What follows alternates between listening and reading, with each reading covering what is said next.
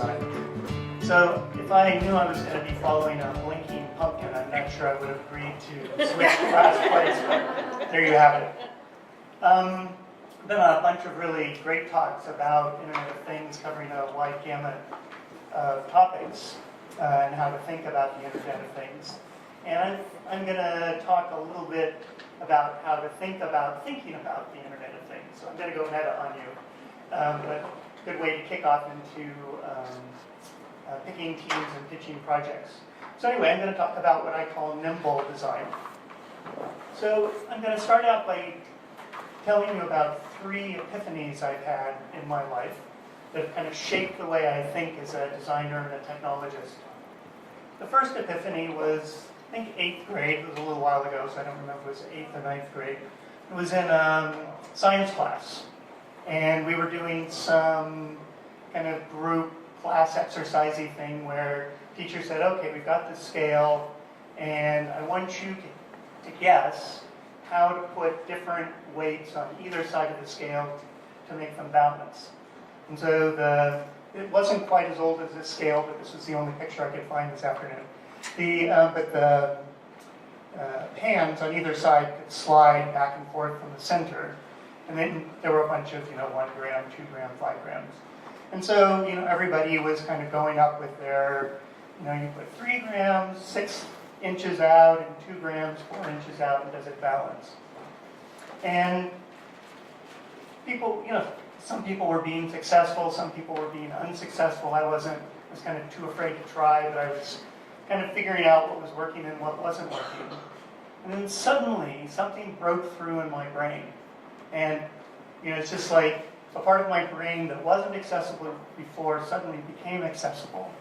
And I realized that the weight times the distance from the center had to be the same on both sides. And that was it, that there was a formula that actually described that behavior. And from that point on, I could do abstract thinking, and I could understand science, basically, and how to create theories and use mathematics to describe natural processes. So that was my first epiphany. The second one came a number of years later when I was in college. And I was a programmer. I'd gone through engineering programming classes. Fortran was a big language then, but I learned Pascal, and I could basically program. But most of the projects that I worked on were, they were class projects that were fairly well defined. And I was working on a larger project for a client, and I was sitting there scratching my head.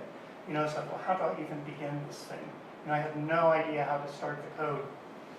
And I still remember the room I was sitting in, the desk I was sitting at has been long since demolished. But suddenly there was a breakthrough in my brain. And I realized, well, let's see, this program is basically input and output. So I'm going to have a function for input and a function for output. And then I thought, okay, well, for input, this is going to be reading, blah, blah, blah. And I started just breaking the problem down. First time, seems obvious, but it's the first time I ever really did that. And that became a metaphor that I've used for actually everything in my life. The ability to take a big problem, divide it up into smaller problems, until you get to a problem you know how to solve, then you start building back up again. That's a large part of my being a program manager, the ability to organize projects that way. So that was kind of my introduction to what I call my engineering mind, being able to analyze a situation, break it down to a point where I can understand it. The final epiphany, actually I've had other epiphanies, but these are the 3 relevant ones. The third epiphany was, I was at a conference, actually down in Eugene. It was a graphics conference. And like I said, I was a programmer, grown up as a scientist. But I went to a session, and it may have just been because it was the only session available. But it was taught by a designer. His name was Aaron Marcus, and he was actually, turns out, an engineer before he became a designer. And he was talking about applying design principles to designing forms for computers. This is for laser printers. And the technology at the time was, like dot matrix printers, and design really did not enter much into the computer world. And after the end of that, there was another epiphany. I realized that design was really a whole different discipline looking at the same sorts of problems that I've been looking at as a programmer, because I was really interested in the interaction between people and computers. But I was using, concepts of psychology, concepts of, how to organize inputs and outputs. But here was this whole body of knowledge about how people interact with things that involved color, that involved motion, that involved interactions between parts. And if you shifted one color, that changed the perception of the color next to it, so you had to shift that color. And so that was sort of the beginning of my understanding of synthetic thinking, the ability to take to take parts and put it together into a whole. So you may be wondering, what the heck does this have to do with Internet of Things anyway? And actually, the way it relates is that we are all capable of different types of thinking. A lot of you may have come from an engineering background, and you're taught to analyze and build code and break things down. But you have in you the ability to look at things holistically. And it turns out that that's a really important skill when you're designing things, especially things in the real world. You may have heard of Henry Dreyfuss. He's one of the early industrial designers, early part of the 19th century. But he designed a number of really iconic consumer devices. And he was known for really diving down into a problem. He wasn't a decorative designer, but he really understood the dynamics of the device and how it related to larger systems.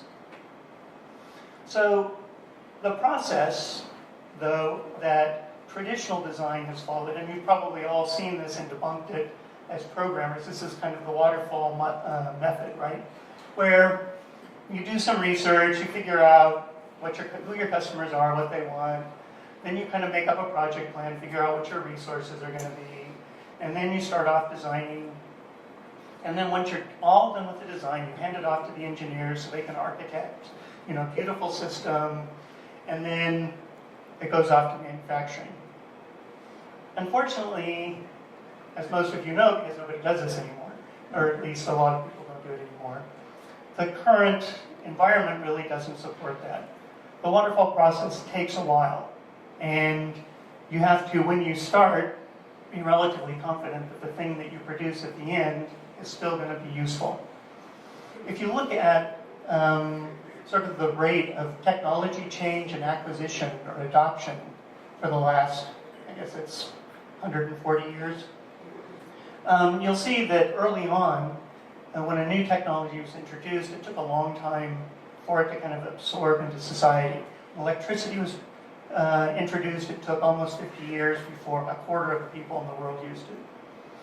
Move on down, the mobile phone, it took about 13 years before a quarter of the population. The web, 7 years. And we know that fake news sites, I think, permeated the population within like 3 days. So things are moving much faster now than they used to. And connected design is complicated. The thing that you have, which is connected to HomeKit, for example, isn't just a thing, but it's a thing that's interacting with every other thing in your home. And it may interact with a service, the web app or the app that connects you to Uber, that connects to their GPS, that gets the car back to you as a complete service. So often you're not designing just a thing, you're designing a thing within an entire context. So how do you deal with designing things in that environment? So I sort of come up with this concept that I call nimble design. I didn't want to call it agile design because developers have agile design. But nimble design involves kind of some of the same things, but it involves being able to quickly shift gears, shift your way of thinking to accommodate whatever you need to at any given point in developing a product. So one way to look at it is you've got a product, but the product is really a component of made up of a bunch of other activities that need to be completed before the product can be completed. And in fact, when you start kind of looking at these other things, it's very likely that your original idea about the product is going to change. So what you started out thinking you were going to design is going to be nowhere close to what you actually designed. That's really common. So the interesting thing is, in the waterfall method, you kind of know where you're headed once you've done your original research. But in nimble design, you really don't know where you're headed. You think you know, but in the process, where you end up may be quite different. This is one of my favorite quotes. I think it originally came from Alice in Wonderland, but I like the version that comes from Neil Young in a movie Made for Heaven. If you don't know where you're going, it don't matter what road you take. And so in nimble design, it doesn't really matter where you start the design process. It can be that you're really excited about the technology. That's often what gets me into a design. I'll sit down and say, oh, I can program that. And then that starts, once I start working with it, that begins a design process. But then I realize, oh, somebody's going to have to interact with this. Well, I need to add some buttons rather than just poking wires into my prototype. So you add some buttons, and then you say, oh, really this needs a back end because I want to do this with it. So you start working on that. It doesn't really matter if there's any linear process. What does matter is at the end, everything gets done. So this is kind of one of my visualizations of how this project or this process works in reality. At the beginning, there's kind of a lot of just moving around to different things while you begin to get a feel for the technology, the design, the people you're working with. And then you sort of start this, well, we begin to understand what's going on. And the way we thought it was going to turn out probably isn't the way we should do it. Let's kind of wander around until we get a fairly clear idea. And then you enter kind of a more manageable process at the end, where you have to ship at some point or it's all just fun. So I actually went through this. I was working for a design agency a few years ago, and we had a couple of down weeks, and so I was a UX designer and worked with an industrial designer. And the object was to create, using create a tangible device using our different skill sets. We had 2.5 weeks. So we decided to make a tangible object. We wanted it to have a story. We didn't want it to just be, a raw prototype. We wanted to investigate different materials. We were interested in the form. There was definitely technology behind it. That was my part. I was doing the programming. And there was certainly an interaction model. So we started working on this, did some brainstorming, came up with this touchstone idea, which was, we couldn't do very much in 2.5 weeks, but we had this concept that something that was kind of smooth and comforting to hold, but we wanted to have some interaction with it, so we decided that an LED would be our output, and we would use an accelerometer for input, and then we would just see what kind of personality or interaction we could create from that. So this was, immediately I started diving into the technology. It's like, okay, we have an LED, let's see if I can change the color with a knob. Well, that helped me understand kind of the color gamut of the LED, which I didn't understand before. And so that also helped the designer, or the industrial designer, understand the size of the LED and everything. So then the prototype evolved and added an accelerometer in it. LED stayed, but it was a little more high tech with a rubber band holding the Arduino to the breadboard. But then we flipped over and said, well, what is this thing going to look like? How big is it going to be? How is it going to be shaped? And it turns out industrial designers use foam as a first step in that often, because it's easy to shape. In fact, they have a whole room dedicated to foam because it sticks to everything, and so they keep it all, in that special room. So you can see a lot of different form factors. And I was involved in that process as well, even though I was UX and doing the coding. I stepped out of my engineering thinking and began thinking, okay, well, how is this thing going to feel? Is it going to fit in my pocket? I really wanted to understand not just the code and what it needed to do, but how the whole device worked. So this was the final prototype. It kind of got everything into one small form factor. We wanted it to be battery powered, but this has a USB connector on it. And then this was the final device. And this is what is sitting up here. It does have an interaction model. Excuse me. You can turn it on different corners and it'll change its personality or color. If you shake it around too much, it gets irritated and starts flashing at you. And the interesting thing is that when you leave it sitting on a desk, this happened, it was in the office, people wandered by, and there was some magic about it. You know, they looked at it and they wanted to interact with it. And so there was some magic that came out of kind of using different ways of thinking about this device. All of us, not just, excuse me, separating it apart.